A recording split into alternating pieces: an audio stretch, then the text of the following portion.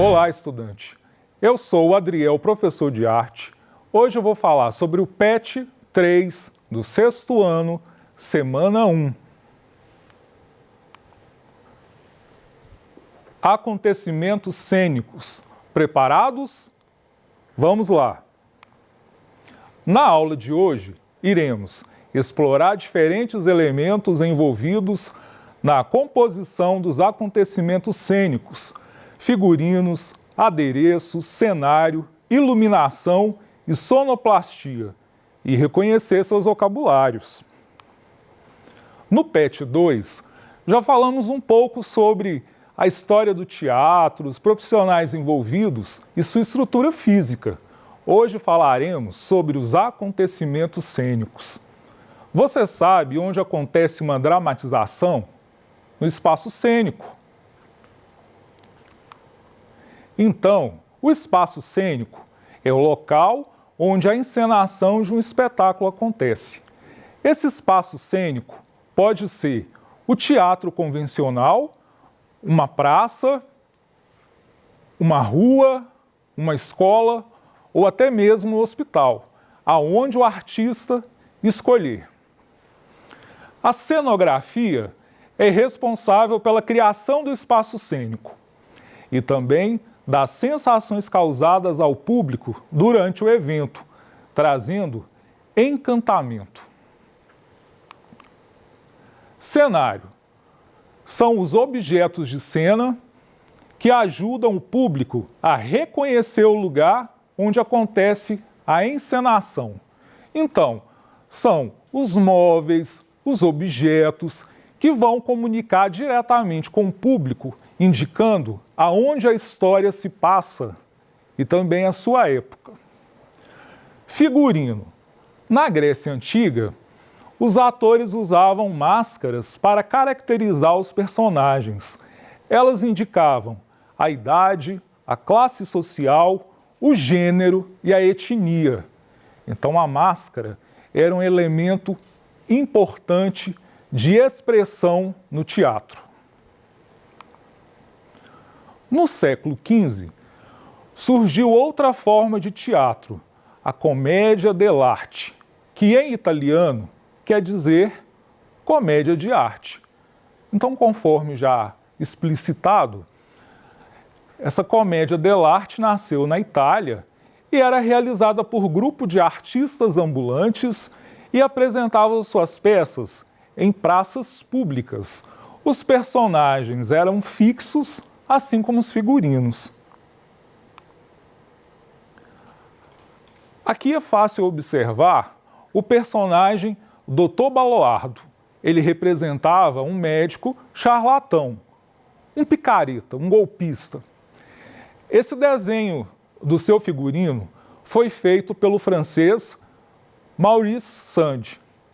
Ele usava roupa preta, satirizando os estudantes bolonheses. Então, era uma caricatura muito clara que identificava os estudantes de medicina da época. O público olhava e rapidamente conseguia identificar esse personagem da comédia dell'arte. Aí você observa como que o figurino tem o poder de contar a história. Agora, vamos passar para o Brasil. Flávio de Carvalho. Por que esse nome ficou gravado na história da arte brasileira? Porque Flávio de Carvalho foi um dos figurinistas e cenógrafos brasileiros mais criativos e inovadores que já existiu. Sua peça, O Bailado do Deus Morto, criada em 1933, é uma verdadeira experimentação de cenário, figurino, dicção dos atores, iluminação e som. Essa peça narra a trajetória do nascimento até a morte de um Deus que passou aqui pela Terra. E Flávio de Carvalho, ele vai utilizar, por exemplo, materiais inovadores. Alumínio para confeccionar as máscaras e as roupas serão feitas com tecidos rústicos, um tecido mais grosso. Essa peça, que foi extremamente inovadora para a época, até hoje ela é encenada. Então, um grande destaque para Flávio de Carvalho, que foi um artista completo. Aqui a gente até consegue observar uma cena que a gente vê o personagem com essa máscara de alumínio, que é muito expressiva. Romeu e Julieta, com certeza você já ouviu falar nessa peça. É uma peça clássica de Shakespeare e a gente está vendo aqui uma releitura com os personagens de Maurício de Souza, da Turma da Mônica. Então a arte, o teatro, nos dá essa liberdade de pegar textos clássicos, antigos, e trazê-los com a roupagem atual, brasileira, com cores, com músicas que remetem à nossa cultura. Sonoplastia é uma reconstituição artificial de ruídos e não deve ser confundida com o som da música, dos resmungos e do ruído gerado pela cena. A sonoplastia surgiu nas radionovelas e estimulava a imaginação dos ouvintes. Então, vamos pensar o seguinte: muito antes de existir computador, internet, televisão, aonde as histórias eram contadas? No rádio. O rádio, ele vai trabalhar com a criação de imagens mentais. O público escutava radionovelas, escutava histórias, só que a sua imaginação, através do bom trabalho dos radioatores, que iam completar essas histórias. Por exemplo, o som de chuva, trovões, na verdade, era produzido com folhas de zinco, com folhas de metal sendo balançadas. O galope de um cavalo era conseguido batendo cascas de coco em cima de uma mesa. Então, no teatro, até hoje, a sonoplastia vai ser essa reconstituição artificial dos ruídos e dos sons. Por quê? Porque aquele som que está acontecendo em cena, ele não precisa ser real, mas ele precisa ser construído para descrever a história de forma sonora. Vou dar um exemplo. A mocinha está em uma cena, o telefone dela toca. Pode ser que o aparelho que ela tem ali, que ela está usando, não seja de verdade, não esteja tocando de verdade. Mas o sonoplasta, lá nos bastidores, vai estar fazendo um barulho de telefone. Ela entra de guarda-chuva, toda molhada, sentindo frio. Não vai estar chovendo de verdade no palco do teatro. O sonoplasta vai estar criando esse efeito sonoro que vai dar todo o clima da história. Correto? E o interessante é que hoje a sonoplastia está muito desenvolvida. Ela não precisa ser realizada em tempo real e nem pelos atores. Ela já pode ser gravada com antecedência e o sonoplasta vai manejar ali o seu banco ali de sons e vai colocar esse som na hora certa, de acordo com a mensagem que o teatro quer passar.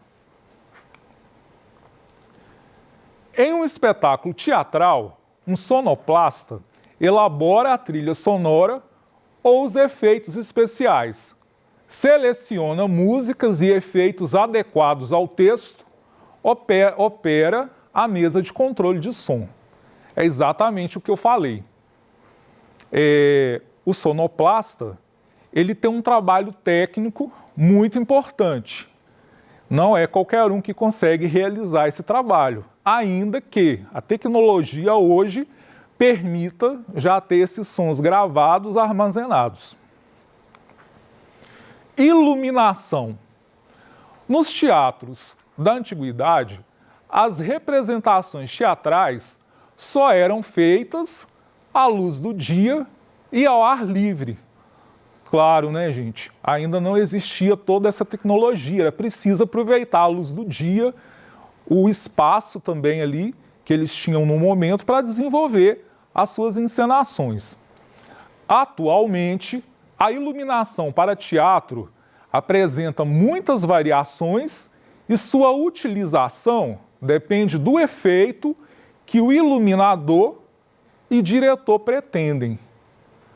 A iluminação, a luz, também ajuda a contar a história que está se desenvolvendo ali no teatro. Cada efeito, cada intenção pode ser acentuada com a iluminação. Em sua casa, é muito fácil você acender e apagar a luz. É um mecanismo muito simples. No teatro já existe toda uma complexidade e o profissional da iluminação teatral tem que dominar isso também. Funções do teatro. Ué, professor, o teatro tem funções? Eu achei que era só um meio de eu me divertir, um entretenimento, mas, além disso, o teatro tem funções também? Sim, o teatro tem funções. Lá na Grécia, quando ele iniciou, começou de uma maneira despretensiosa, como uma comemoração ao deus mitológico Dionísio.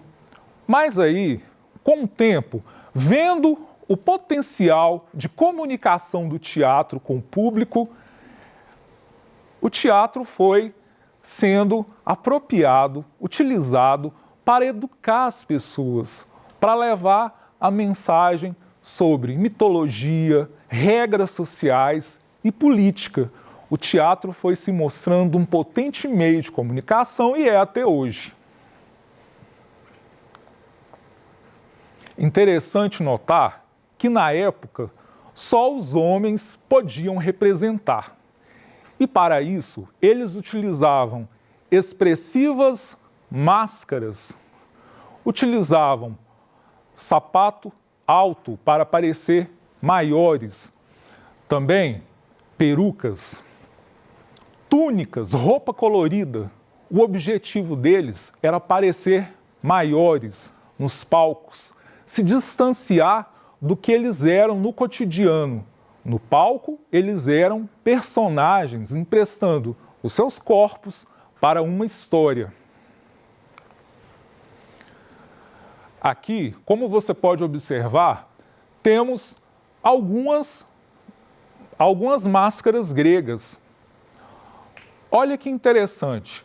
Vocês vão observar no pet de vocês vão observar com mais calma. Vou passar aqui para o outro lado, que vai ficar mais fácil. Vocês vão observar que cada máscara vai ter uma expressividade. Uma vai indicar raiva, medo, dor, pânico, alegria. Elas vão indicar também se é um deus, se é uma figura mitológica, se é um homem, se é uma mulher, vai indicar a idade também. A máscara sempre foi um recurso expressivo no teatro. Na Roma antiga, o teatro vai deixar de ter esse papel tão educativo igual foi na Grécia. E ela vai se concentrar mais na diversão. Vai ocorrer lutas de gladiadores e até mesmo criminosos condenados vão ser jogados ali na arena para lutar contra leões. Então a coisa já muda bastante o foco. Durante a Idade Média, a igreja ela só abraça o teatro, só recebe o teatro se for a favor da construção, do fortalecimento da fé. E aí o teatro vai ser usado dentro da igreja para narrar cenas bíblicas. O teatro renascentista vai investir na comédia, na ironia, vai ser nesse período que vai surgir a comédia dell'arte, que eu já mencionei aqui, e as geniais peças de Shakespeare, como, por exemplo, Romeu e Julieta, Hamlet e Sonhos de uma Noite de Verão. O teatro hoje continua tendo esse poder de sensibilizar as pessoas, encantar e de transformar a sociedade através de uma reflexão dos temas que são propostos. Limites e desafios do teatro. Montar uma peça de teatro é um trabalho de equipe.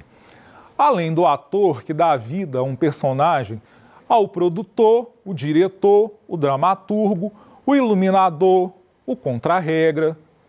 A gente observa que, para que uma peça teatral ocorra, tem que ter um bom texto feito pelo dramaturgo, tem que ter um bom produtor que vai captar os recursos, tem que ter um bom diretor que vai coordenar todas essas ações. O ofício do ator. O ator é aquele que se comunica, ele não está ali para se exibir, ele tem que estudar muito, ensaiar muito, tem que adquirir muita cultura para poder passar a sua mensagem. E ele precisa dominar a linguagem corporal, ele empresta o corpo dele. A ferramenta de trabalho do ator é o próprio corpo. E ele vai utilizar principalmente as expressões faciais para passar a mensagem do seu personagem. Ele está a serviço ali do personagem. Dor, medo, tristeza, alegria, tudo isso o ator vai passar com suas expressões faciais. Ele não pode interpretar tudo isso com a mesma cara. Os diferentes estilos musicais, do rupestre ao renascimento. A música nasceu com a natureza. Logo o homem percebeu que som e ritmo existia nas folhas sendo tocadas pelo vento, as águas do rio e assim por diante. Com isso, o homem começa a explorar os sons das suas palmas, das batidas do seu pé no chão. Na arte rupestre, a gente vê as pinturas trazendo figuras ali que indicam que existia música e dança. No Antigo Egito, a música estava associada a celebrações, à colheita e também à religião. Na Grécia, a música era um presente dos deuses. As musas eram consideradas a inspiração para a música. Na Idade Média, a música era religiosa, se destacou o canto gregoriano, que foi elaborado pelo Papa Gregório I. Na época renascentista, a gente já vai observar que os músicos se apresentavam não em igrejas, mas nas cortes, em festas, em bailes. E a estética musical? A estética musical vai ser o estudo da beleza e das sensações causadas pela música. A música afeta nossas emoções. E para os gregos, a música era um presente divino que tinha o poder de curar, que tinha o poder de moldar o caráter das pessoas. E para você, o que é a música? Como que a música te afeta? Qual é o seu tipo de música preferido? Já parou para pensar nisso? Eu quero que você leia com bastante atenção o PET 3. Se possível, assista novamente essa aula e faça as atividades do PET. Você vai perceber que o teatro, a arte, a música é algo muito potente em nossas vidas e que todos nós podemos tirar muitos benefícios desse estudo. Ok? Então, boa semana para vocês, bons estudos e boas atividades. Até a próxima!